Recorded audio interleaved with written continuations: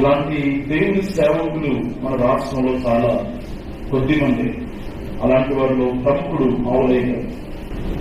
ఆయన ఎంతో త్వరగా ఈ లోకాన్ని సాధిస్తారని ఎప్పుడు ఊహించారు. నేను నిలబడిన స్థలం ఇది ఆవులయ్య గారి స్థలం. ఆయన చూడడానికి చాలా అందగా, ఆయన మనసు కూడా అంతే అందమైంది. ఆయనతో నాకున్న పరిచయం చాలా కొద్దిది కాదు. మొట్టమొదటిసారి ఆయన పేరు నేను విన్నది మా అన్న జామోస్ అన్న నాకు చెప్పాడు. ఆయన పరిచయమైన తొలిదల్లో అలాంటి స్థలంలో ఆవులయ్యలో సేవకున్నాడు. చాలా కష్టపడి పనిచేస్తున్నాక ఆ సేవకుని మనం కూడా బలపరచాలి అని నాకు మా అన్న చెప్పినప్పుడు నేను చాలా సంతోషించాను. నేను కళ్ళారా వారి పరిచయం నేను చూడగలిగాను.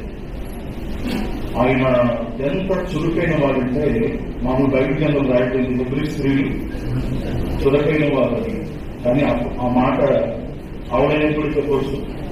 ఆయన ఒక హెబ్రీలుగా దేవుని బిడ్డగా చాలా చురుకైన, చాలా ఆరోగ్యాన్ని కాపాడుకుంటూ దేవుడి సేవలో చాలా ప్రయాసపడినారు. ఆయన ఎంత త్వరగా ఈ లోకాన్ని సాధిస్తారని ఎప్పుడు ఊహించారు, అసలు ఆలోచన లేదు. మన దగ్గర సహోదరు దావీదన్న నాకు ఫోన్ చేసి పొద్దున్నే నాకు నేరుగా విషయం చెప్పకుండా ఏదేదో చెప్తూ చివరికి ఆవులయ్య గారు ప్రభుత్వాన్ని నిర్వహించారు. ఒక్కసారి షాక్ గా అనిపించింది. ఆయనంత త్వరగా ప్రభుత్వానికి వెళ్ళాలనిపించింది. ఆ తర్వాత మోసన్ని కూడా నాకు ఫోన్ చేసి ఇట్లా జరిగిందని చెప్పాడు. అన్న గురించి వాట్సాప్ లో కొన్ని సంగతులు రాస్తే మంచిదని అన్న సలహా ఇచ్చినప్పుడు ఆయన గురించి కొద్దిగా పరిచయంలోనే నాకు అర్థమైన కొన్ని విషయాలు రీతిగా రాశాను. మీరు చాలా మంది చదివి ఉంటారు, మరలా ఈ సందర్భంగా మాట చదువుతున్నాను. ప్రభు పనిలో అభిపెరగని యోధుడు, అనేక నూతన స్థలాల్లో ప్రభు పని చేసిన కష్టజీవి, క్లిష్ట పరిస్థితుల్లో తనకెన్నో పరిస్థితులు ఎదురయ్యాయి. తాను చేసిన పనిని పాడు చేయడానికి ప్రయత్నం చేసి సంఘాలు కూడా చేసిన వారు పెద్ద మనుషులుగా చెరమవుతున్న వారి దినాలు కూడా కనబడుతున్నారు. అలాంటి పరిస్థితులు ఎదురైన ఆ పరిస్థితుల్లో సహితం ప్రభు మీద ఆధారపడి వెనకడు వేరి దీక్ష, అక్కడిలో ఉన్న వారి విషయంలో వెంటనే స్పందించే స్నేహశీలి, భార్య ఒక కుమార్తె ఇద్దరు కుమారులతో దేవుని సేవించిన దీన సేవకుడు, విశ్వాసుల ఆత్మీయ క్షేమాభివృద్ధికి తనదైన రీతిలో ప్రయాసపడిన ఆత్మీయ బంధువులు. ఇలాంటి దేవుని సేవకులు మన రాష్ట్రంలో చాలా కొద్ది మంది. అలాంటి వారిలో ప్రముఖుడు ఆవులయ్య గారు. యెహోవా భక్తుల మరణం ఆయన దృష్టికి విలువగలదు. ఆయన ఈ లోకంలో దేవుని కొరకు విలువ కలిగి తాను బ్రతికాడు. దేవుని ప్రతి క్షణం తాను గణపరిచిన వారుగా ఉన్నాడు. మా ప్రాంతానికి కూడా మహాసభలకు వచ్చాడు. ఆదివారం కూడా మా దగ్గర ఉన్నాడు.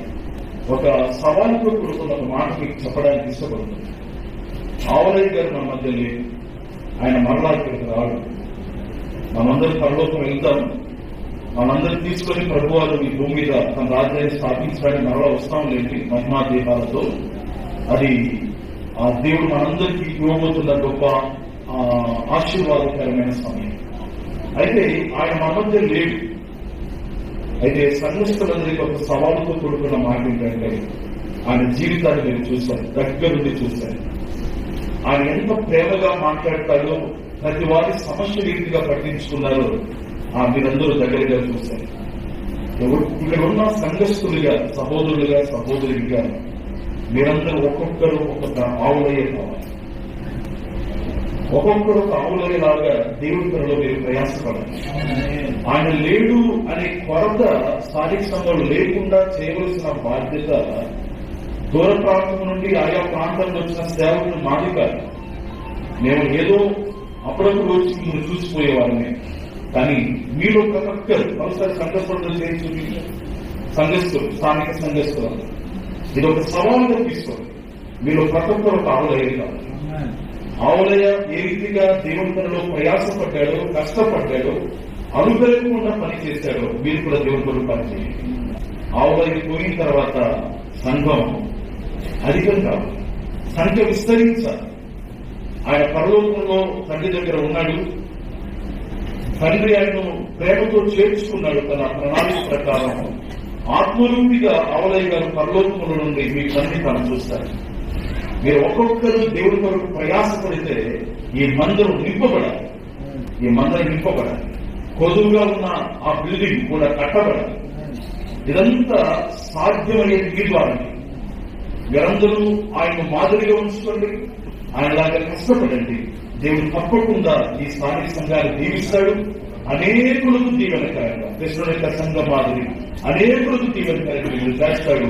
అటు కృపా దీవెన సమృద్ధిగా స్థానిక సంఘముగా దేవుడు మీకు అనుగ్రహించుకోగలరు.